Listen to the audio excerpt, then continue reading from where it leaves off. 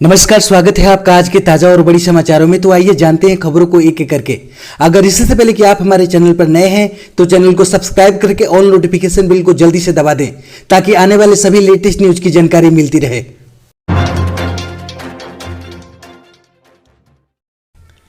दिल्ली के सीएम अरविंद केजरीवाल का बड़ा ऐलान, कोरोना से जान गंवाने वालों को मिलेगा मुआवजा। जी हां, आपको बता दें कि दिल्ली के मुख्यमंत्री अरविंद केजरीवाल ने कहा है कि प्रत्येक परिवार को जिसमें किसी की मौत कोरोना के कारण हुई है उन्हें अनुग्रह राशि के रूप में 50,000 रुपये दिए जाएंगे। उन्होंने आगे कहा कि दिल्ली में 72 लाख राशन कार्ड धारकों को इस महीने से राशन मुफ्त में दिया जाएगा, उनसे पैसे नहीं लिए जाएंगे। केंद्र की तरफ से भी इन राशन कार्ड धारकों को 5 किलो राशन मुफ्त में मिल रहा है। अब इन्हें इस महीने 10 किलो राशन मुफ्त में मिलेगा।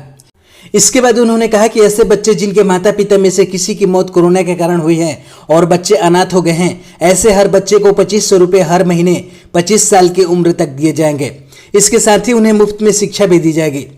इसके बाद मुख्यमंत्री अरविंद केजरीवाल ने कहा कि ऐसे कई लोग हैं जो गरीब हैं, उनका राशन कार्ड नहीं बन पाया है। जिन लोगों के पास राशन कार्ड नहीं है, जो कहेगा कि वह गरीब है, उसके पास राशन नहीं है, उन्हें भी दिल्ली सरकार राशन देगी। इसमें किसी तरह का कोई दस्तावेज नहीं मांगा जाएगा।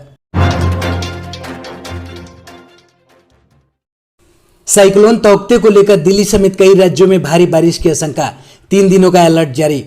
जी हां, आपको बता दें कि कोरोना संकट से जूझ रहे भारत के कई राज्यों में चक्रवात तौकते ने कहर बरपाया हुआ है। केरल, कर्नाटक, गोवा, महाराष्ट्र और गुजरात में तांडव मचाने के बाद ये अब राजधानी की ओर मूव कर रहा है, लेकिन इसका असर आसपास के राज्यों में भी दिख रहा है।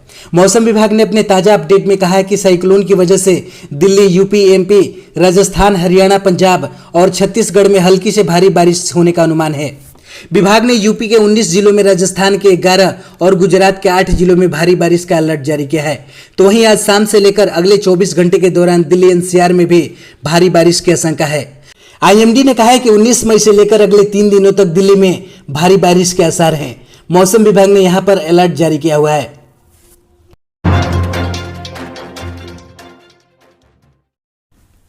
स्वास्थ्य मंत्रालय ने की प्रेस वार्ता, बताया 24 घंटे में ठीक हुए 4 लाख से ज्यादा मरीज, तोड़े अब तक के सारे रिकॉर्ड।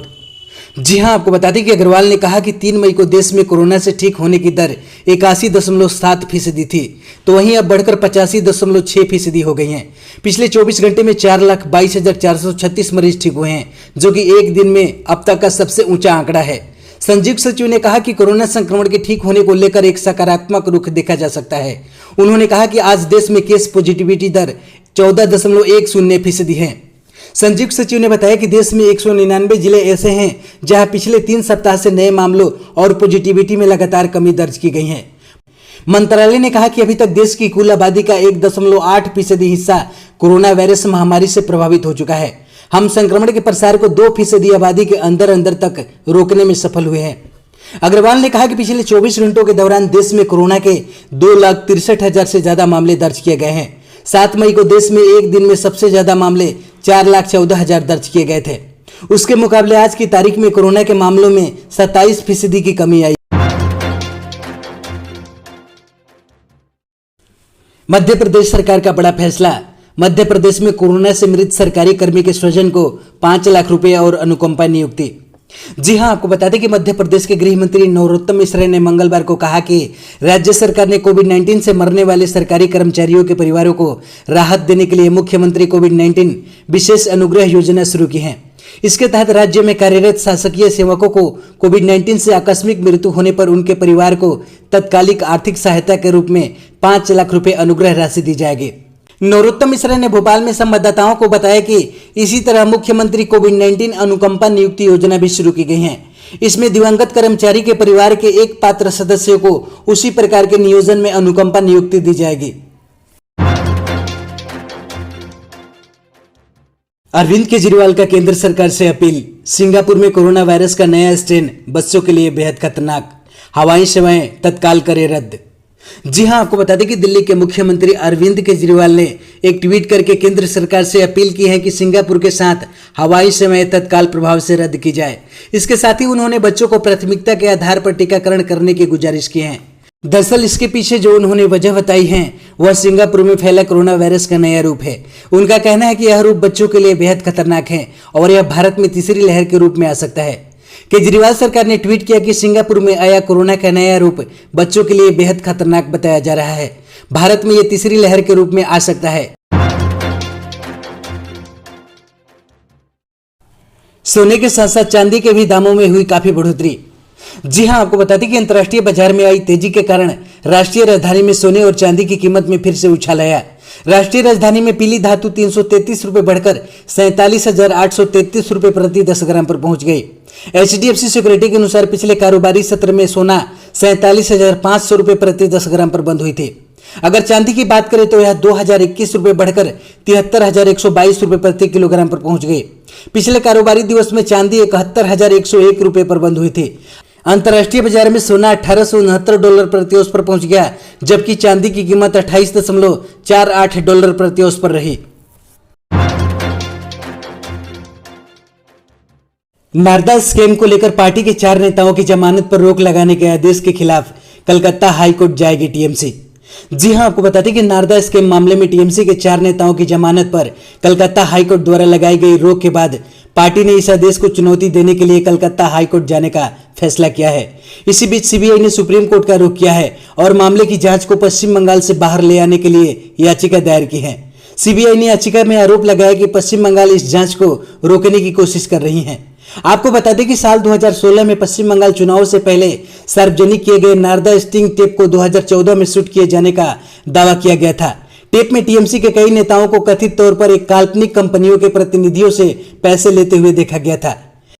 इस स्टिंग को नारदा न्यूज पोर्टल के एक पत्रकार ने किया था। मामले सामने आने के बाद कलकत्ता हाईकोर्ट ने साल 2017 में इस मामले की जांच सीबीआई से कराने का आदेश दिया था। कोरोना संकट के बीच फिर से टूल किट ने पकड़ा जोर। बीजेपी के आरोप पर कांग्रेस ने की एफआईआर दर्ज कराने की बात। जी हां, आपको बता दें कि कोरोना की भयानक होती दूसरी लहर का पूरा देश सामना कर रहा है।